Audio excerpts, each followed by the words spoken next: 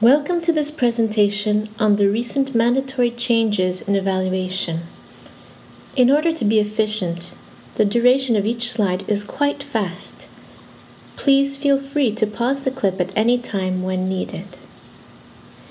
This presentation covers the changes to the Basic School Regulation and report cards, the framework for the evaluation of learning, and links to the progression of learning. As of July 2011, the scales of competency, also known as les échelles de niveau de compétence, will be optional. The new evaluation framework and the progression of learning will be mandatory. In this presentation, we will take a closer look at these two documents. The evaluation framework provides mandatory guidelines for the evaluation of learning. This document is also known as le cadre d'évaluation. The document covers all three cycles at the primary level. The framework presents the subject-specific competencies, for which there's no change in English second language, the wording of the competencies for the report card, again no change, the weighting of the competencies, the evaluation criteria that must be used for report cards, the evaluation criteria that must be used only to support learning, and the explanations or observable elements for each criterion. As for the evaluation criteria in English second language, several criteria were revised, and criteria were made more uniform across levels. Let's take a closer look at a page from the framework. Here you have Competency 1 to interact orally in English. At the top of the page, you can see the weighting of the criteria, 50% for Cycle 2 and 45% for Cycle 3.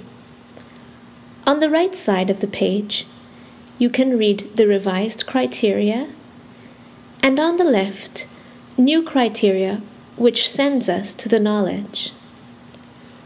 The most important change is the fact that we must now officially evaluate the knowledge, which is explicitly found in the progression of learning. In this document, you can see the double-sided arrow. The arrow's role is to tell us that we have to go back and forth between the knowledge and the competency. Our evaluation shouldn't be all about the knowledge. You have to strike a balance between both. This arrow indicates that the evaluation of learning involves a process of going back and forth between the acquisition of subject-specific knowledge and the understanding, application, and use of this knowledge. Evaluation must thus take place throughout the learning process to ensure proficient knowledge.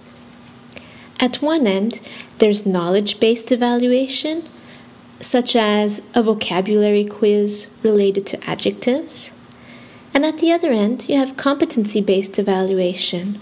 For example, asking students to use the adjectives to describe their favorite hero. You'll notice the stars at the end of some criteria. The star means that this element has to be evaluated, but for formative feedback purposes only. The use of strategies, for example, should not be evaluated to determine the student's marks, but simply to help them improve their abilities. We have been looking at the competency to interact orally in English, but the layout is the same for the second and third competencies. The knowledge is on the left, and the criteria we are used to in the past can be found on the right. The role of knowledge in evaluation. Knowledge is at the heart of student learning, since it provides the foundation for all school subjects. Knowledge gives students the means to reflect and to understand the world around them, and its acquisition is the first step in any learning process.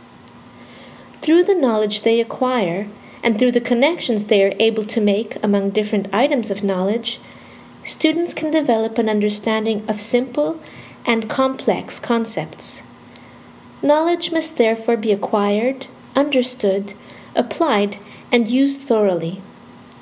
Evaluation must thus take place throughout the learning process to ensure proficient knowledge.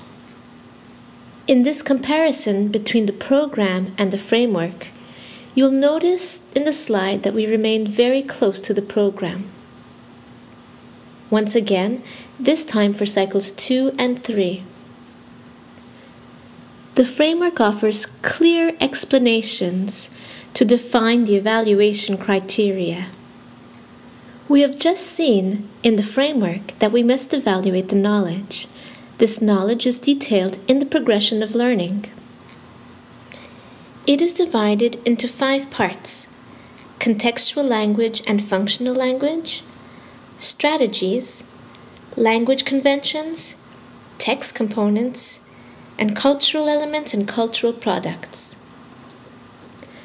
A uniform legend is used for all subjects.